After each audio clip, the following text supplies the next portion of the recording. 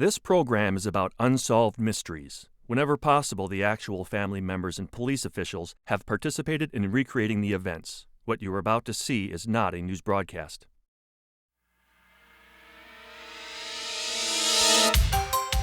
Tonight on Unsolved Mysteries, San Quentin Prison. Once you enter, it is unlikely you will leave. But convicted murderer Mark Adams fashioned an improbable escape. You may be able to help catch him. The story of a young housewife who vanished from her home in Gothenburg, Nebraska. Her husband wants her back, but he must answer allegations that he is the one responsible for her disappearance. Steven Cox was a small-town hero. Handsome, popular, successful. Steven Cox may also have been a con man who bilked over $3 million out of his unsuspecting neighbors. The people of Medford, Oregon want their money back.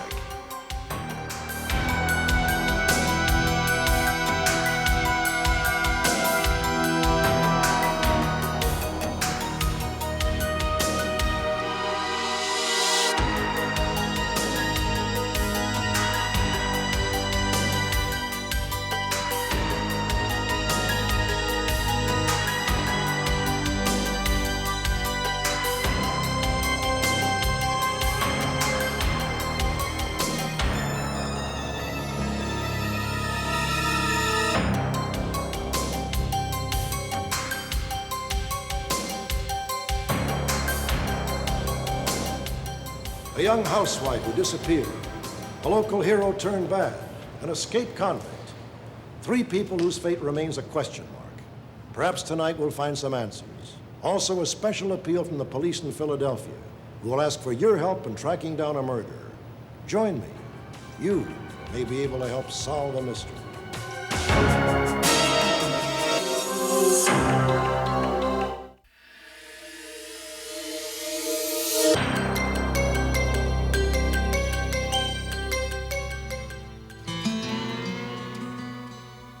The town of Gothenburg is located in the heart of Nebraska's farm belt. There is a strong sense of community among its 3,000 inhabitants. And when a neighbor is in trouble, it becomes everybody's business. On December 11th, 1987, a housewife named Christi vanished. Her disappearance turned into a controversy that continues to this day. Christi married Mark Nichols when she was 19. Soon after their marriage, a daughter was born. And in April of 1986, a son. Those who knew Christi well felt her life centered around her family. Christi was a very good student and nice-looking girl, and people liked her, but she always had kind of a negative self-image. And I think Christi never felt she did anything until she had her children, and there was something she could look at and say, hey, I did this pretty well. Nobody can do this any better, because she was just so proud of her children. She loved them. I would have never thought that Christi would run away. She would have never left her children. I would have never believed that. Christi's husband, Mark Nichols, works at a local gas station. He was the last person to see her alive. There are rumors in Gothenburg that say he is responsible for her disappearance. People in small towns, they talk a lot. And a lot of these rumors tend to get pretty vicious. There's been a couple rumors that I'd chopped her up and put her in garbage bags and buried her at the dump. That's one of the first ones I heard. And that one really got to me, because I guess they were actually up there digging around. Mark Nichols claims he is innocent of all wrongdoing. He wants his wife to come home. But until Christi returns to Gothenburg, he remains under a cloud of suspicion. The police investigation of this case has raised some disturbing questions about the events surrounding his wife's disappearance. Since Christi vanished 11 months ago, no one, family members or friends, have had any contact with her.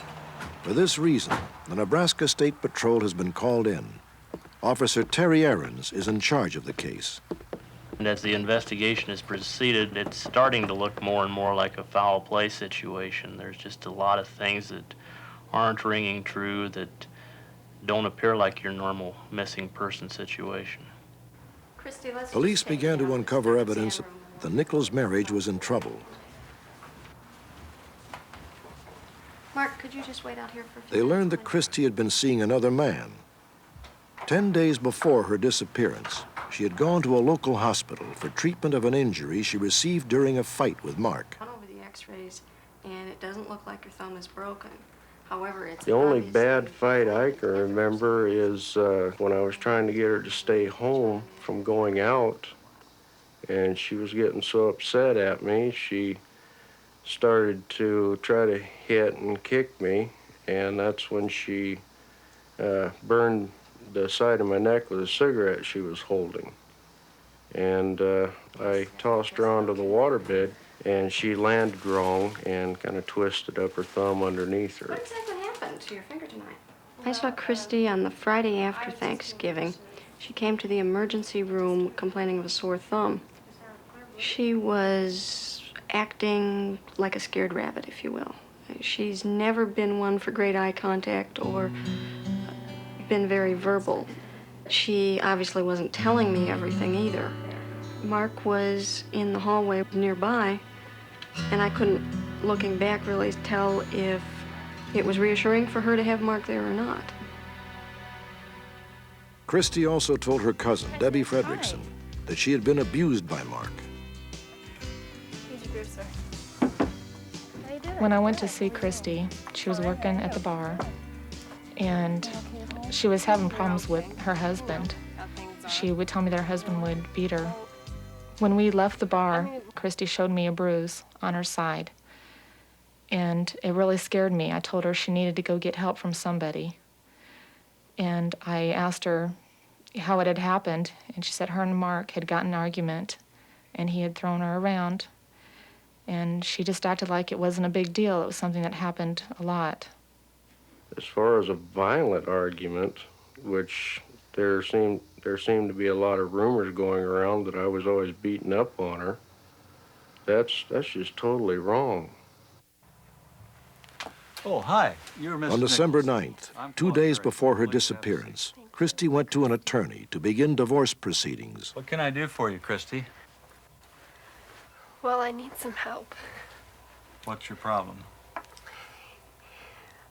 I need someone to help me get through. Christi was frightened that Mark would find out, and for this reason went to an out-of-town lawyer. Well, just relax. We do a lot of divorce work. I've handled hundreds of divorces, but she had to rank up in the top 5 of being very distressed and upset and nervous and needed help. And when she explained certain abuses that she had been subjected to, we decided to make some telephone calls, to call the authorities and to report certain crimes that had taken place. I feel that she was very sincere and honest in what she was telling me. I don't know what motive she would possibly have had to conjure up a story about being abused by her husband if it didn't in fact happen. I was convinced, and I am still convinced, that it happened. What was Christi's state of mind when she left the lawyer's office? Was she preparing to run away, as Mark claims? Or was she planning on fighting for the custody of her children, as her mother believes? I can say that the day that Christi was in my office on December 9th, she was not panic-stricken to the point that she would run or leave. And in fact, she had planned to come back. When she left, she had made an appointment to come back to my office.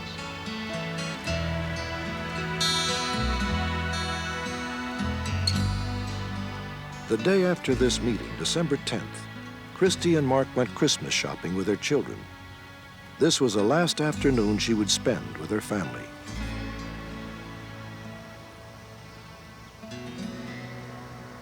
I felt real uncomfortable the day before she left because I felt a lot of anger coming from her.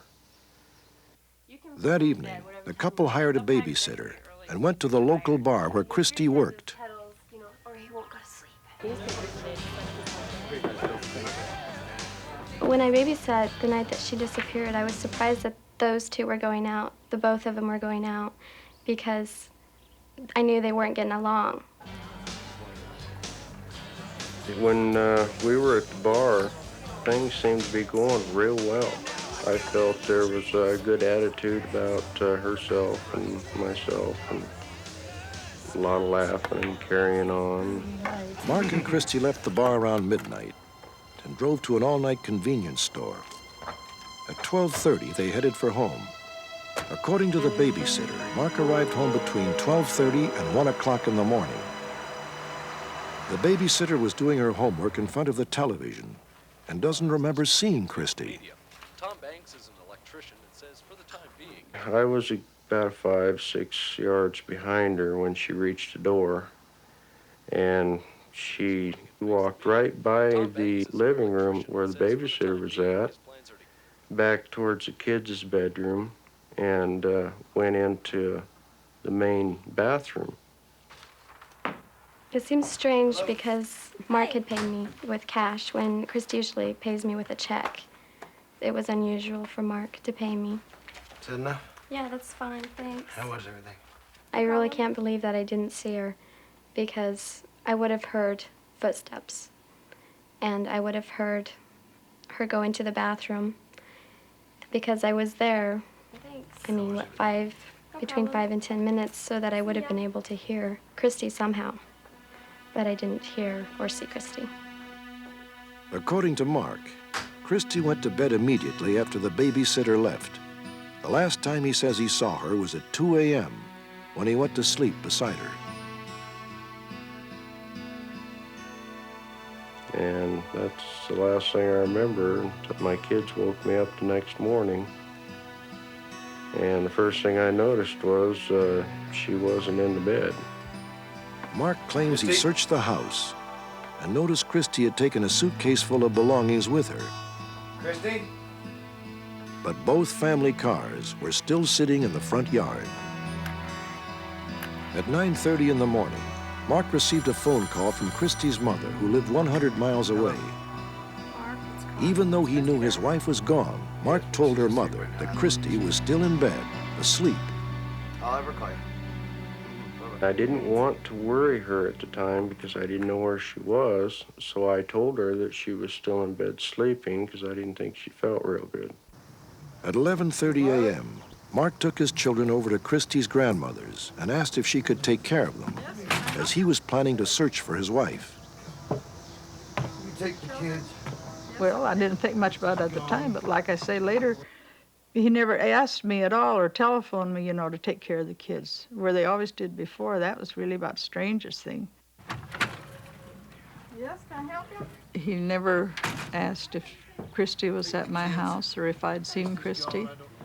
He just said that Christi was missing, and he acted like he was shook up.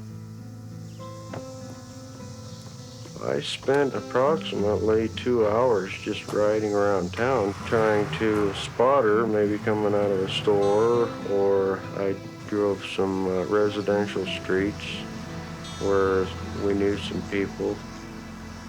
When we checked out Mark's story about driving around looking for Christi, we could find nobody in the city of Gothenburg that had seen him driving around. At 1:37 p.m., Mark filed a missing persons report with the Gothenburg Police Department. What time did you see her last? I saw her last when I went to bed about 2 a.m. this morning. I was real upset because there was no indication whatsoever that she would just pack up a suitcase and just leave. During their investigation, the State Patrol discovered that Mark moved out of the house the day after his wife's disappearance.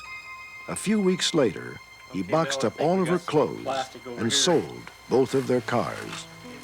Well, looks like we got a spot on the plastic. In March of 1988, 3 months after she disappeared, Christi's suitcase was discovered in a roadside rest area 30 miles west of Gothenburg.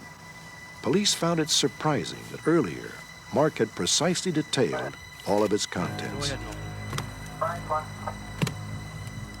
It had appeared to everybody present that the suitcase had been placed there instead of just thrown out. The items were neatly laying around. It was like the person that put them there wanted them to be found. If my wife had left me, I wouldn't be able to look through the closet and tell you what she had taken. I probably would be able to tell you maybe what suitcase she had taken, but he was listing items of clothing right down the line and knew what she had taken. The area surrounding Gothenburg has been searched extensively. No other trace of Christi Nichols has ever been found. Today, the case is stalled. It is difficult, without locating Christi Nichols or her body, to determine what, if any, charges would be appropriate. We basically are concerned about the way she disappeared, the fact that she has not contacted her children, she hasn't contacted her family, she did not take one of the family vehicles, and basically the continued long absence all point to that perhaps foul play in some form is involved. I'd have never done anything to hurt my wife. That's just the person I am. A lot of people think I'm a violent person. I'm not. I'm not a violent person. I hope and pray that she was alive, but if she isn't, I'd still want to find a solution to this case. I'd like to have her buried someplace where we'd know where she was. I want very much for Christi to come home. But if for some reason she doesn't want to come home, Christi, at least call somebody. Let us know where you are, whether you're all right. By all accounts, Christi Nichols was trapped in a marriage gone wrong. Nobody can say for certain if this is what motivated her disappearance. All that we know is that Christi Nichols has vanished without a trace, and her family and friends would like to know why. In a moment, the story of a remarkable escape from San Quentin prison.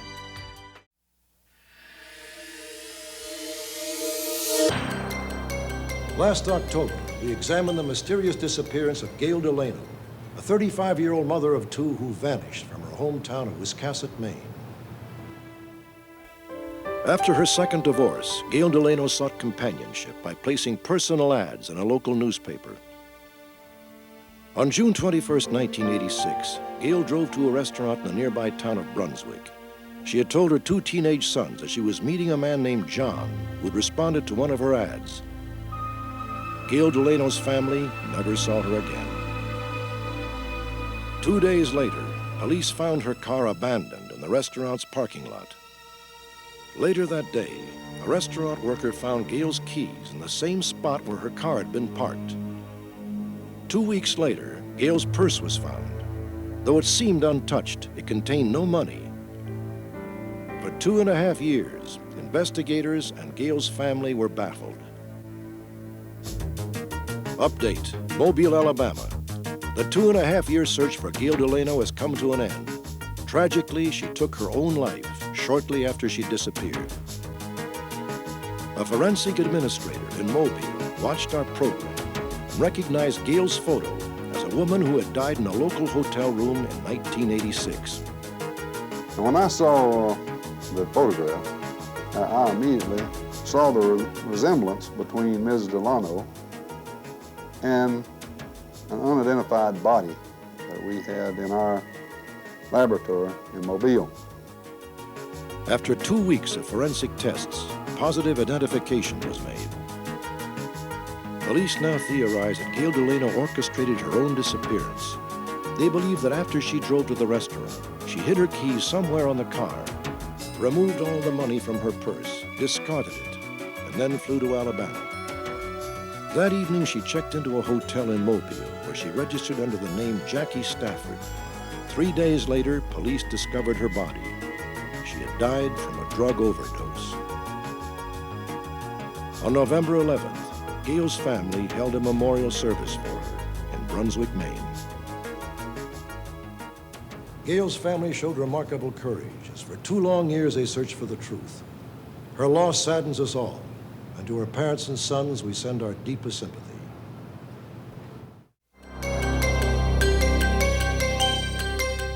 California's San Quentin prison is justly known as one of the country's most secure, maximum security prisons. Few cameras are permitted behind its walls. But recently, Unsolved Mysteries was allowed inside, so we might document one of the few times the system failed and help recapture an escaped prisoner. In the summer of 1986, an inmate named Mark Adams mysteriously vanished. The events leading up to his escape began on a summer night in August of 1979. On that evening, 3 high school students entered a municipal baseball park located in the quiet community of Modesto, California. Hey, you know who's over at Mark's house? Who? Susie. No way. They gathered in the dugout to drink some beers and to chat about school and their friends. Mark, don't think that I'm sweet. Yeah.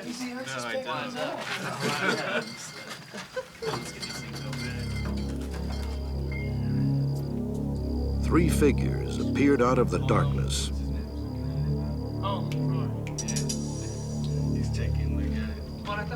Over the previous few weeks, there had been other robberies by these ski-masked individuals. Give me your wallets. In the earlier attempts, nobody had been injured. Give me your wallets. Why don't you guys just leave us alone?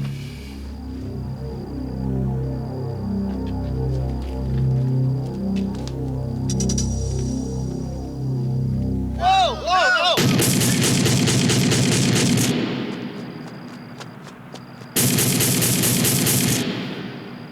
One boy, Mike Ridenour, was dead. Another, wounded. An eyewitness description of an automobile spotted at the scene led to the arrest of 3 robbers. The trigger man, 16-year-old Mark Adams, was tried, convicted, and sentenced to 25 years to life. Located on San Francisco Bay, San Quentin is an impenetrable fortress. 21 armed posts surround the 3-foot-thick prison walls lined with razor-sharp barbed wire. Today, over 3,000 hardened criminals call the prison home. Charles Manson is only one of its infamous residents. In its 136-year history, other criminals such as Ciran Ciran, Carol Chessman, and outlaw Black Bart have been locked away in the prison's massive cell blocks. A major portion of the San Quentin's current population are repeat offenders. It is the end of the line for the hardened criminal. San Quentin Prison is different from other prisons because of its design. There are armed officers inside the institution.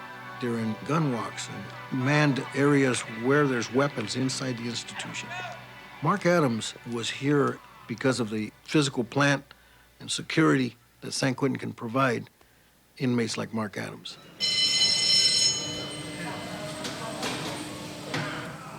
When Adams entered San Quentin, he was 19 years old. He would have been eligible for parole in the year 2007. He began his sentence under close scrutiny, but after 6 months, restrictions were relaxed. His privileges included a job working with computers as a clerk in the prison's academic department. Mark Adams was essentially a model prisoner. He worked very well with people. He obeyed the rules. And he would seize any opportunity he could to stay out of his cell. When we had special projects where he'd have to work some overtime, he was only too happy to assist.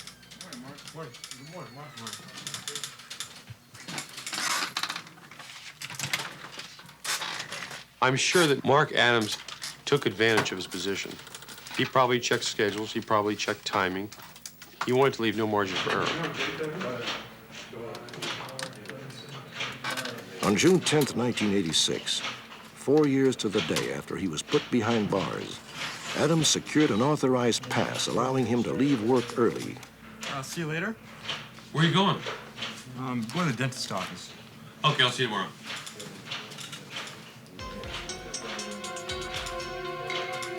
At approximately 2:30 p.m., Adams left his job and walked to the security checkpoint, showing his pass. He was observed heading to the dentist's office. That was the last time anyone remembers seeing him.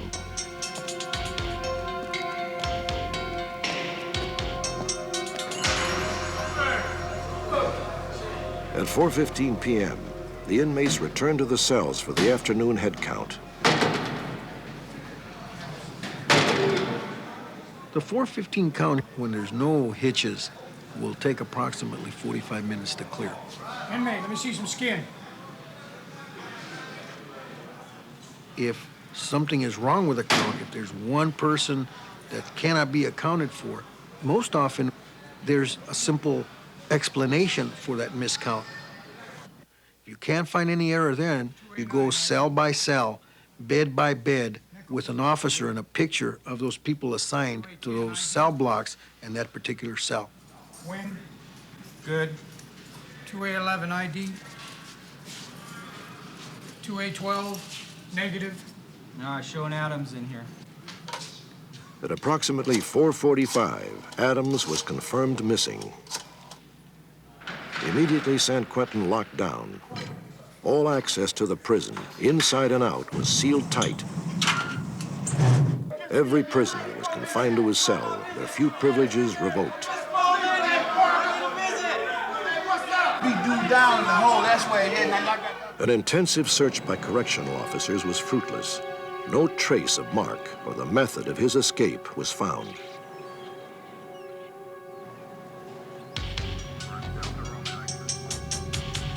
Authorities have three theories as to how he escaped. The first suggests that Adams put on civilian clothes and walked out with the regular visitors, passing through 3 different armed gates. In order to accomplish this, Adams would have had to show a photo ID at the first 2 gates.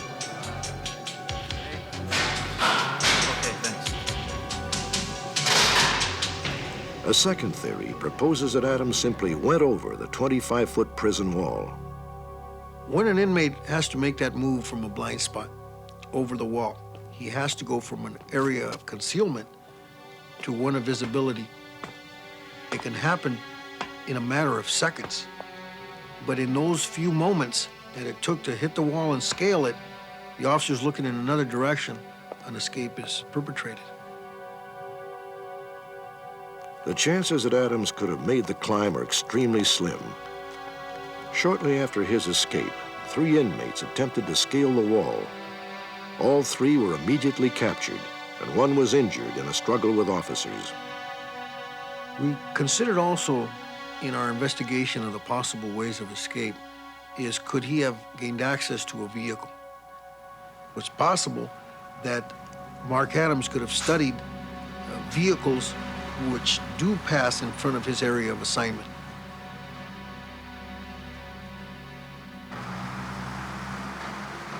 Every day, approximately 225 service vehicles enter and exit the prison.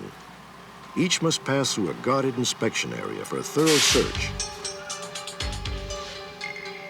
There is a remote chance Adams could have found a place to hide. And then when the search ended, he would have been driven straight to freedom.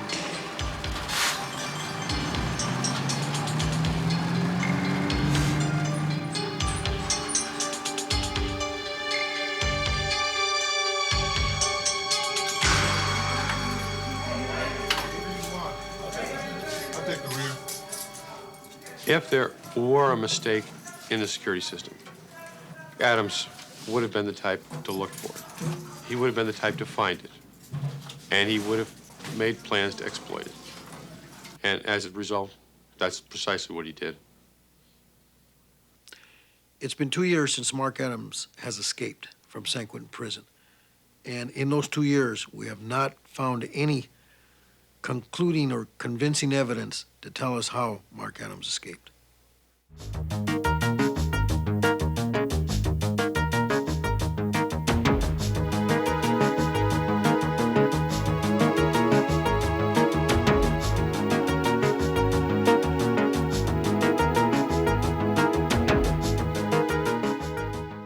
In a moment, you'll meet Eugene Richmond.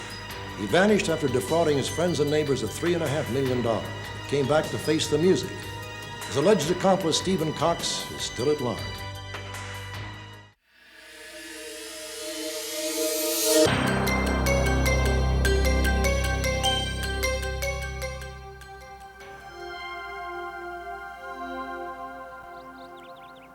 In 1981, Lorraine Rondo was 68 years old and newly widowed. Her husband had left her $100,000. It was all Lorraine had. She invested it with a man named Steven Cox. In 1976, A drunk driver left Michelle Witt crippled for life. The insurance company awarded her $75,000. Michelle invested her money with the same man, Steven Cox. On September the 24th, 1984, Steven Cox disappeared. He has not been seen since. Is there anyone in this room that has anything to offer in this case at this time? If so, please step forward. At bankruptcy court in Medford, Oregon, a packed audience of more than 200 angry investors came forward. And I'm one of the investors who invested with Steve Cox in excess of $100,000. They told authorities that they had given Cox in excess of $3.5 million. Every penny was gone. That can be done so that we can get our money back. How did Steven Cox get $3.5 million from the people of Medford? Well, Cox was a hometown boy. The people of Medford knew him and trusted him. They hope that if he's watching tonight, he'll return and deal with them honorably, face to face. In high school, Steven Cox was a popular student and an all-around athlete. He was captain of the football team, letterman on the basketball team, and named Oregon's all-state baseball team. He went to college in Oregon. Then after he graduated, married his college sweetheart, Deborah. They settled in Medford. I didn't believe it.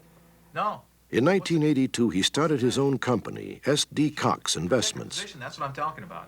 Yeah, let me get it. Hold on a second. Let me get it up on the screen here.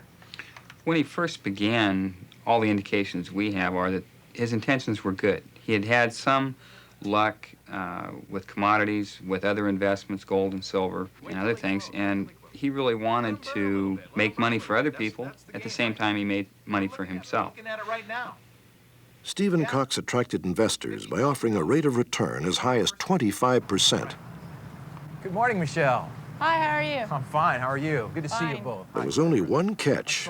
In exchange, they received nothing more than Cox's IOU in the form of a promissory note. Michelle Witt needed $1,200 a month to pay for her round-the-clock nursing care. Despite the lack of security, she decided Cox's high return was worth the risk. And that 24% ballpark that we were talking about is something we're definitely going to be able to get for you. The $75,000 was invested, and for 3.5 years, I got a monthly payment of $1,250. He seemed to know what he was doing, and I'm sure he did know what he was doing. Hey, Gene, good to see you. Cox's business doubled, then tripled. Eugene Richmond, an old friend, was brought in as a partner. Well, it'll work. Good, good. Well, you know, I'd known Steve since, we were in grade school together. I mean, he was always somebody I looked up to. You know, he was, the high school quarterback of the football team, and, just that typical guy that everybody wanted to know and be around. You know, the way I look at it, mortgage paper. Basically, whatever Steve Cox asked me to do, I did. And I just trusted him unequivocally. Eugene Richmond was the forceful personality in the partnership. It's a nice house you have here. Oh, thank you. Eugene Richmond was the one that went out and got people to invest their money. Ms. Rondo, I'm sorry I have to bother you at a time like this. When Eugene Richmond made his sales presentation to Lorraine Rondeau, she gave him all the money her husband had left her. And I know that your husband has left you some money. I'm confident that I told every investor that their money is at risk. I would have investors ask me, what happens if SD Cox goes belly up? And I would sit right in my chair and look them straight in the face, and I'd say, you're going to lose your money. Well, Eugene Richmond is a liar then, because he never did. Never told us. Not me. Never told me that. If she was not aware that her money was at risk, then either I failed in my job to tell her that, or, like a lot of people, they didn't want to hear it. Eugene Richmond never told me that my money was unsafe in any way, that everything was secured, that they had money. If I wanted all that money right now, they had money laid aside that they could pay off any one of us.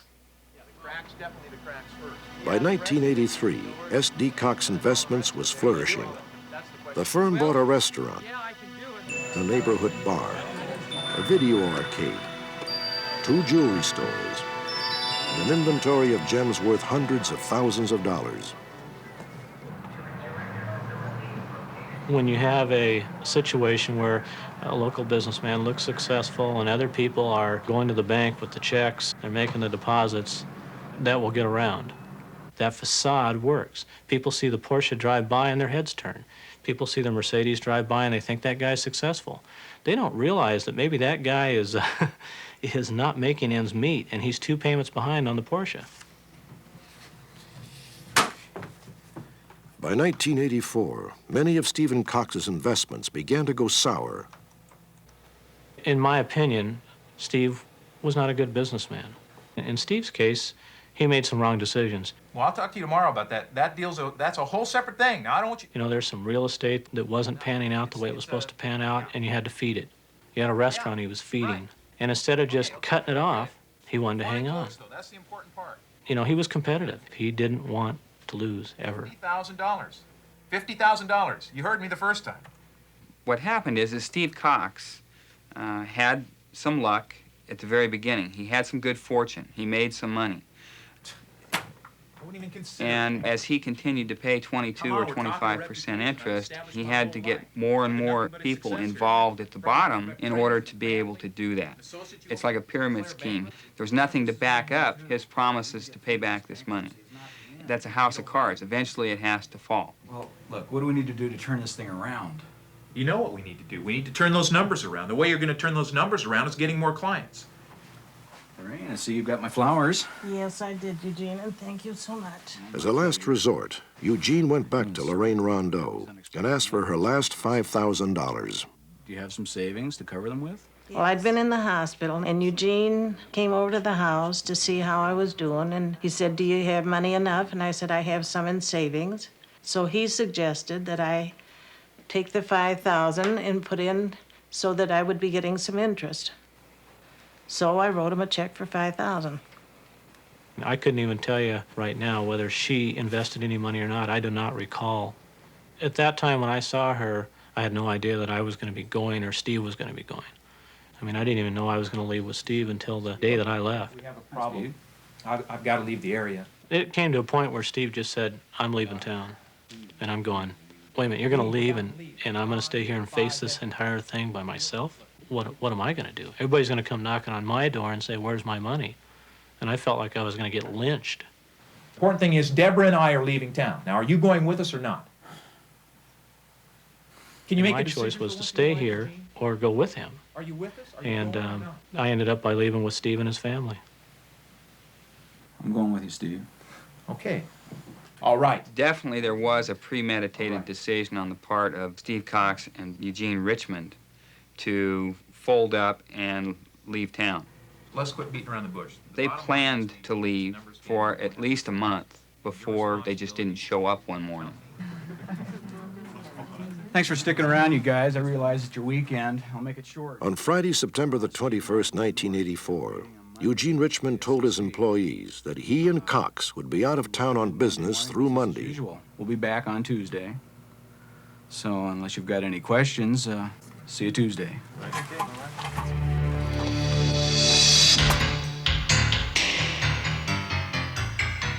That weekend, according to Eugene Richmond, Steven Cox cleaned out their office safe, taking over $200,000 in gold, silver, jewelry, and cash. Cox also took their financial records, which were stored on computer disks. He and his wife, Deborah, emptied their house and packed their belongings into a rented truck.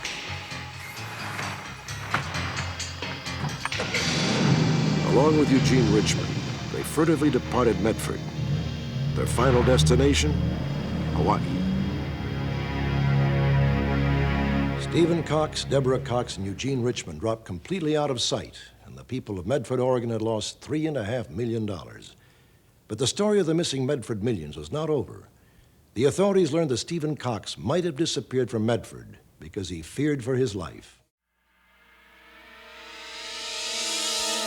10 months after Steven Cox, his wife, and Eugene Richmond vanished, leaving nothing but a bankrupt company that owed the people of Medford $3.5 million, the authorities had a surprise visitor.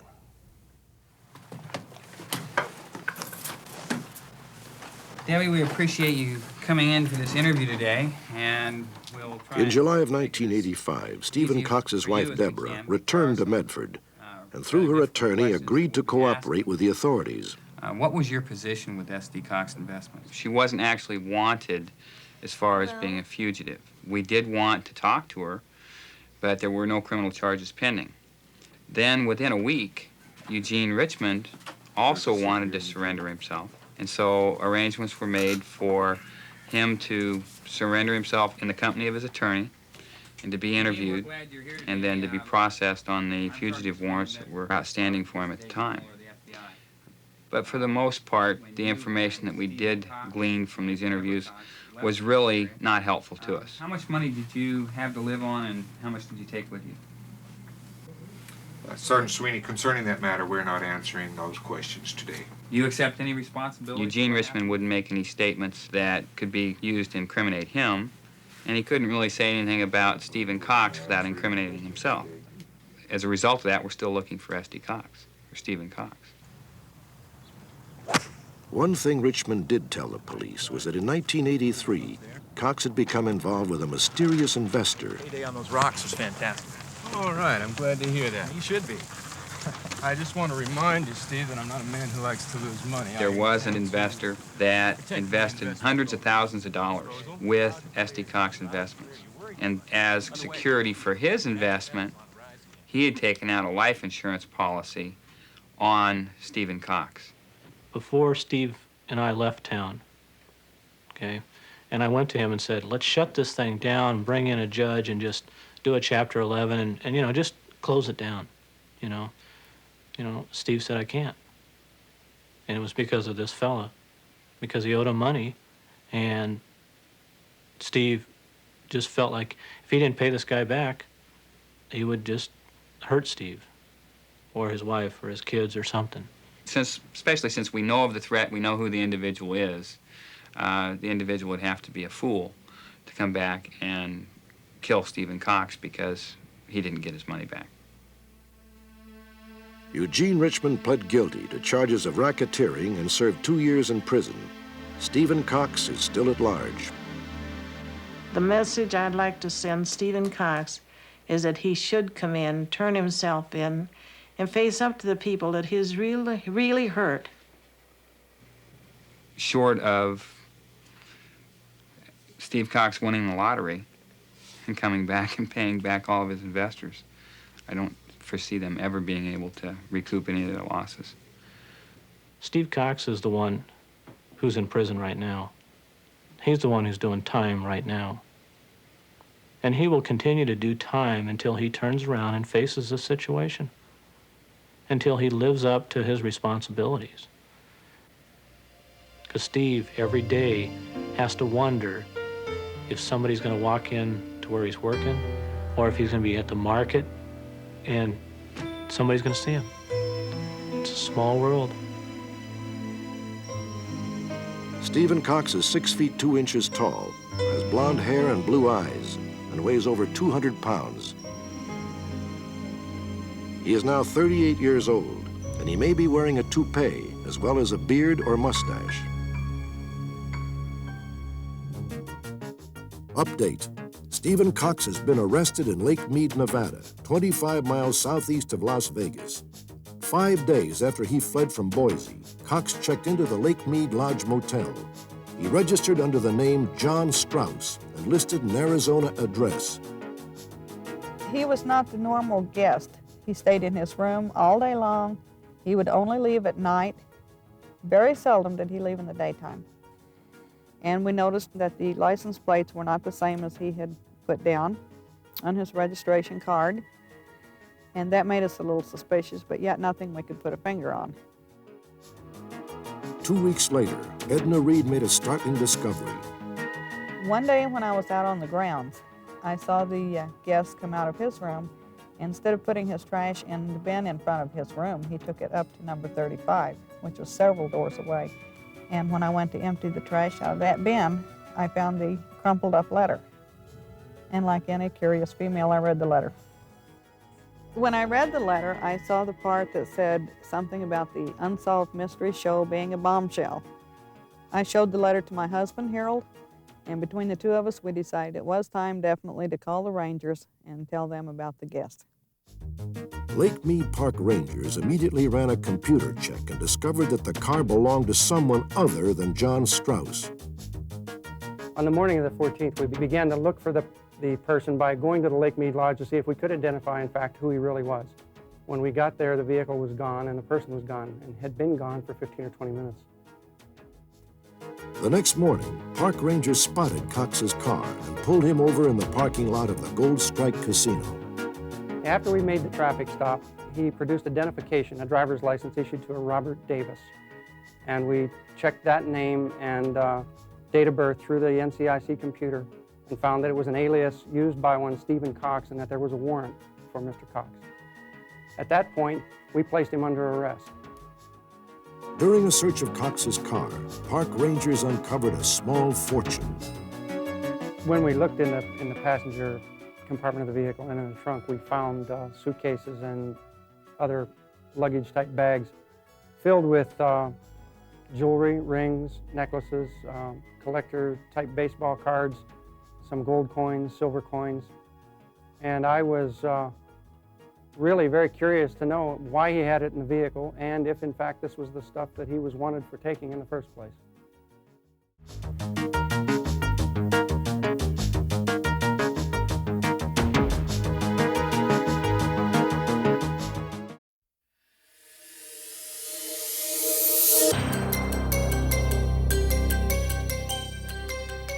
Every parent's worst nightmare is the loss of a child to a violent stranger. Tonight, the Philadelphia Police Department needs your help in solving the brutal murder of a 4-year-old girl. We have with us Lieutenant Arthur Durant, investigating officer in the case. Lieutenant Durant, could you tell us a little something about Barbara Jean and her family? Barbara Jean was 4.5 years old. She was the only child of Sharon and John Fay. She lived with her parents in the northeast section of Philadelphia, which is a relatively crime-free, middle-class section. What are the circumstances of her murder? On July 12, 1988, approximately 3 p.m. in the afternoon, while her mother was at work, Barbara Jean was out front of her house playing. Her father went to check on her and was unable to find her. He became frantic, started searching the area for her. He checked with the neighbors, he called police. The police came and they searched the area. Approximately 2 hours later, Barbara Jean was found, stuffed inside a cardboard box, approximately 2 blocks from her home. She'd been bludgeoned to death. What clues do you have to the identity of the killer? 4 eyewitnesses observed the man at St. Vincent and Castor carrying a cardboard box. The man's been described as approximately 25 to 35 years old, white male, 5'8", 180 pounds, sandy brown hair with a little bit of blonde up front.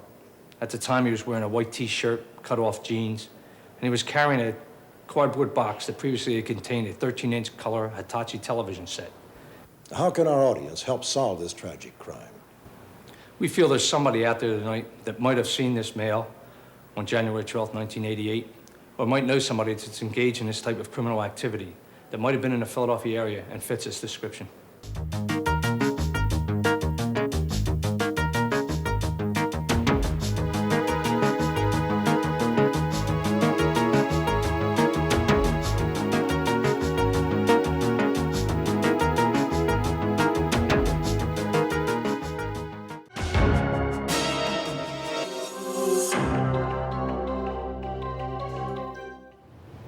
For every mystery, there is someone, somewhere, who knows the truth. Perhaps that someone was watching. Perhaps it's you.